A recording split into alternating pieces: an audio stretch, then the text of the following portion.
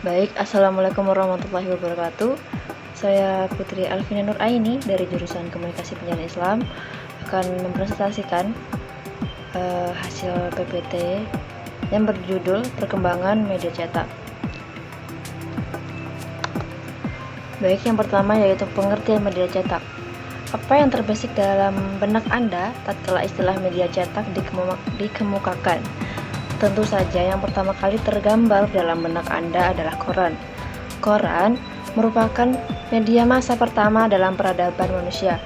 Bahkan kerap orang mengidentikan media cetak dengan koran, atau ada juga yang menyebutnya sebagai surat kabar.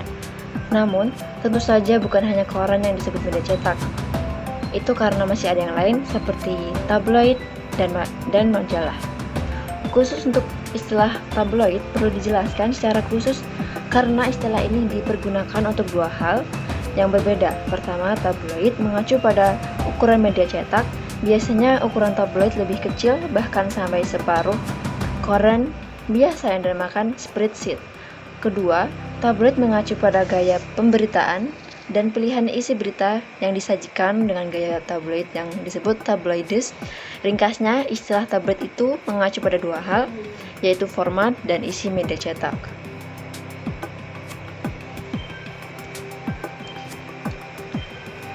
Sedangkan istilah koran yang kerap kita dengar, bahkan mungkin biasanya kita gunakan juga, konon diambil dari nama media cetak yang pertama yang terbit di Eropa tahun 1702, yaitu Daily Courant. Dalam bahasa Perancis, koran berarti surat kabar. Oleh karena itu, bila ditanya apa persamaan kata dari koran, biasanya kita menjawab surat kabar. Meski biasanya kata koran lebih diidentikan dengan harian, sedangkan surat kabar ada yang diidentikan juga selain dengan harian juga mingguan. Yang pertama, media massa cetak dan jurnalisme. Adanya mesin cetak memungkinkan penyebaran informasi tertulis semakin luas cakupannya. Informasi tidak hanya diedarkan di kalangan tertentu saja, yang umumnya kelas terdidik di masyarakat, melainkan juga beredar pula pada warga masyarakat kebanyakan. Jurnalisme muncul tatkala manusia membutuhkan informasi perkembangan yang terjadi di dunia secara terus-menerus. Manusia ingin mengetahui apa yang terjadi di lingkungannya. Oleh karena itu, ada ilmuwan yang menyatakan bahwa jurnalisme cetak sesungguhnya sudah ada sebelum William Caxton menerbitkan korannya di Westminster tahun 1476. Meski pada saat itu formatnya masih berupa selembaran yang beredar terbatas.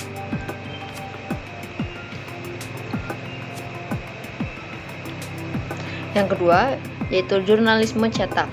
Kegiatan jurnalisme pertama dilakukan pada masa Kekaisaran Romawi kuno. Pada masa itu, informasi harian dikirimkan dan dipasang di tempat-tempat publik untuk menginformasikan hal-hal yang berkaitan dengan isu negara dan berita lokal. Seiring berjalannya waktu, masyarakat mulai mengembangkan berbagai metode untuk mempublikasikan berita atau informasi. Revolusi industri yang ditandai dengan penemuan mesin uap membawa dampak luar biasa pada perkembangan media cetak.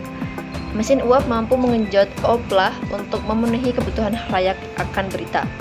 Berita-beritanya pun tidak lagi didominasi informasi seputar lowongan kerja atau berita yang terkait dengan industri, namun meluas hingga masalah ekonomi, sosial, dan politik. Jumlah nama surat kabar meningkat pesat. Yang ketiga yaitu teknologi dan jurnalisme. Teknologi merupakan bagian penting dari industri. Penerbitan media cetak, perkembangan teknologi komunikasi dan informasi sangat memengaruhi kemampuan media cetak untuk menjaga keberadaannya di tengah masyarakat yang kini hidup di dalam apa yang diistilahkan sebagai dunia sesak media. Kini, media cetak khususnya koran bisa menyajikan informasi peristiwa yang terjadi tengah malam keesokan harinya dan juga waktu deadline makin mundur.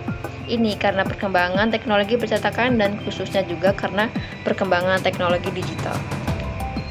Praktik jurnalisme memang mengalami perubahan akibat perkembangan teknologi tersebut. Pembaca media cetak bisa saja mengikuti pemberitaan yang sama dengan yang ditontonnya di televisi karena waktu deadline yang bisa lebih larut malam. Karena itu, para wartawan tulis akan berusaha menyajikan berita yang lebih lengkap dan lebih mendalam dibandingkan dengan berita televisi. yang menyajikan informasi secara audiovisual.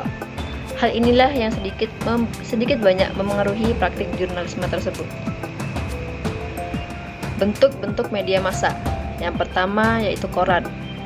Seperti sudah dikemukakan sebelumnya, di Indonesia saat ini setidaknya kita mengenal dua kategori koran berdasarkan isinya, yaitu koran umum seperti Kompas, Sinar Harapan atau Jawa Pos, dan koran khusus seperti Kontan, Bisnis Indonesia, dan Top Score. Sedangkan bisa dilihat dari periode penerbitannya, kita bisa menyebut ada harian seperti kebanyakan koran yang terbit di sini dan mingguan yang terbitnya seminggu sekali. Yang pada tahun 1980-an, salah satu yang cukup terkenal adalah Buana Minggu. Dari fisiknya, dengan mudah biasanya kita bisa membedakan antara koran dan bukan koran. Pada umumnya, koran yang disebut dengan spreadsheet ada juga yang menyebutnya broadsheet, itu artinya ukurannya 37,5 kali 58 cm. Kebanyakan koran di Indonesia berukuran seperti itu, meski setelah krisis moneter melanda Indonesia tahun 1997. Sejumlah koran memperkecil ukurannya, khususnya lebar koran rata-rata sebesar 5 cm, sehingga kita pun mengenal ada koran yang berukuran 32,5 kali 58 cm yang kesannya lebih ramping. Namun, ada pula koran yang ukurannya separuh ukuran spreadsheet seperti koran Tempo. 2. Tabloid. Tabloid, banyak yang menyangka istilah tabloid itu dipergunakan untuk menyebutkan ukuran atau format satu media cetak. Bila ukurannya lebih kecil sekitar separuh dari ukuran koran biasa, maka dinamakan tabloid.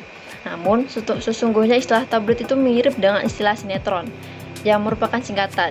Bila sinetron merupakan kependekan dari Sinema Elektronik, maka tabloid merupakan kependekan dari tablet dan oid. Kata oid kurang lebih bermakna bentuk, sedangkan tablet adalah salah satu bentuk obat. Kependekan dari dua kata itu menjadi tabloid dimaksudkan untuk menunjukkan bahwa apa yang disajikan satu tabloid itu isinya mudah dicerna atau mudah larut. Tidak perlu mengernyitkan dahi untuk bisa memahami isinya. Yang ketiga yaitu majalah. Saat ini kita membahas tentang tabloid. Dinyatakan bahwa tabloid berada di tengah di antara koran dan majalah. Bila kita bayangkan satu garis, maka kita akan menemukan koran pada salah satu titik pada garis itu dan majalah ada pada titik lainnya. Ada beberapa hal yang membuat majalah menjadi media cetak yang khas. Yang pertama, itu khalayak sasaran majalah pada umumnya adalah warga masyarakat kelas menengah atas. Kedua, harga jual majalah lebih mahal dibandingkan koran atau tabloid, sehingga hanya kelompok masyarakat tertentu saja yang bisa memilihnya secara teratur. Ketiga, periode penerbitan majalah pada umumnya di atas mingguan sehingga ada majalah mingguan, 10 harian, 2 mingguan, atau bulanan.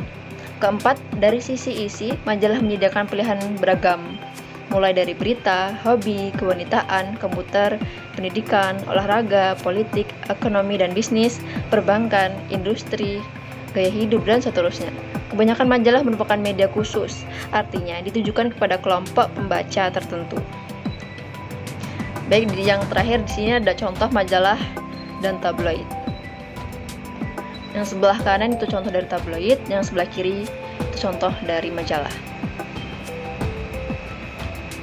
Baik, mungkin itu saja yang bisa saya presentasikan. Akhir kata, wassalamualaikum warahmatullahi wabarakatuh.